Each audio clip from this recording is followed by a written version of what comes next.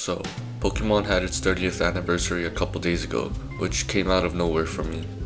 I'm trying to get better at Blender, so I decided I'll make a render for Pokemon Day. I have a weird history with this franchise, which I'm quite excited to share in this video. But to begin making anything, we have to plan. I want this to be a very quick project, hopefully being able to be completed in one day. It has to have something related to Pokemon, because I have to milk the hype around Pokemon Day, and I was already a day late. I decided to go with the pick your starter menu, like in Pokemon Emerald, since it was just Pokeballs on grass and the light shining on it. What I have to do is model and make materials for a Pokeball, create grass, and modify the lighting. I thought modeling a Pokeball would be easy, but it actually took me a lot longer than I would like to admit. It took like 5 different attempts because Booleans leave very messy vertices, which makes things look like crap. I also got the proportions wrong a lot. Anyways, after getting rid of these defective products, which ate up 2 hours of my day, here's the modeling process that actually worked. So while you are watching this time lapse, I'll tell a story about me. I found out about Pokemon in a Sunday video with the Pixelmon mod from Minecraft back in my day during the big 2015. I was like in elementary school, eating glue and Happy Meals that don't cost $6 damn. America, am I right, fellas? Anyways, fast forward to 2016 and Pokemon Go came out.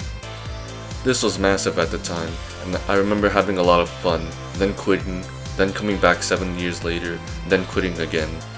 Yeah, that game got boring really quickly. Around that time, I also opened Pokemon card packs, which may or may not have started a gambling addiction. Anyways, in 2017, I started playing Roblox, and at that time, there were a few very popular Pokemon fan games on the platform. Pokemon Brick Bronze, which was my favorite, Project Pokemon, Pokemon Fighters EX, and much more, but I forgot the names. I remember being super excited as a kid each time Pokemon Brick Bronze would drop an update or event, and went crazy when I encountered a shiny Swinub as a free-to-play. But everything must come to an end, and by that I am referring to Nintendo taking down all these games. It hurt a lot because those Roblox Pokemon games made up a large portion of my childhood when it came to video games. Now you might be asking, wait, you had those 3 years of being a Pokemon fan, but you didn't even mention any of the mainline games. Well, yeah, my family didn't own a 3DS or any Nintendo device.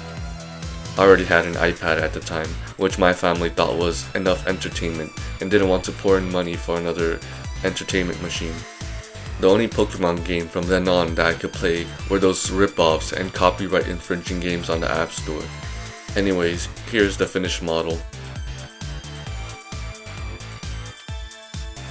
And here it is with some materials.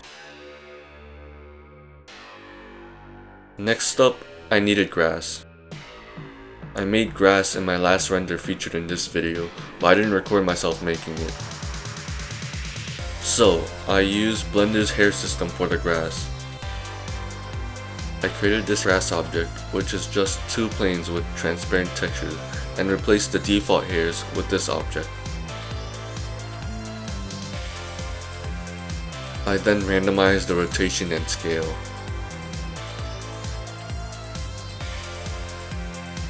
I gave the grass this material, which has a shader that should make the bottom appear darker than the top based on the color ramp. One issue I did notice, however, was that there would be grass poking out of the Pokeballs. I thought about applying a force from the Pokeball to make the grass bend out, but I didn't know how to do that, and all of my attempts at doing so failed. I ultimately resorted to keeping the grass not where the Pokeballs are. To do this, I did weight painting. I subdivided a plane a lot, created a vertex group, painted the areas with the weight of 0 where the Pokeballs were, and connected that to the hair system density mask. This gave me the option to paint grass on the plane in weight painting mode. It was still janky, but it worked at the end of the day. Now the areas with the 0, which are blue, will have no grass. And with that finished, I needed to work on lighting. I found lighting to be somewhat difficult as well. I added a few light sources to brighten up the image.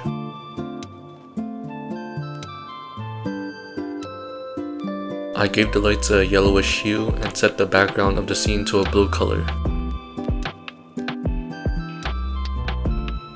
I increased the contrast and turned on bloom, reflections, and color corrections.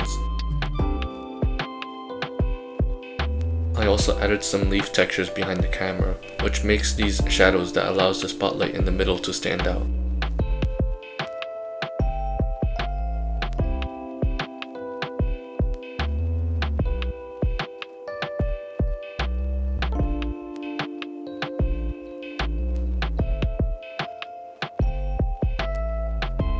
And that was basically it. I opened the image in Krita and adjusted the lights and added a manual depth of field effect to the background grass. In this project, which took me about 5.5 hours in total, I learned weight painting, how to make better lighting, and using transparent textures to cast shadows. I uploaded the render on Twitter, and lo and behold, I discovered that I have 4 Turkish thirst trap bots following me, which I removed. That's kind of it for this video. Since it's the end of the month, I'll keep up with my tradition of listing my YouTube statistics to see how much my channel has grown. The month of February hasn't been very fruitful for my channel. I mostly worked on small projects and sort of got busy during the early parts of the month. Despite this, my channel reached 40 subscribers by the first day of March. Thank you so much. And another thank you for watching this far into my video, and goodbye.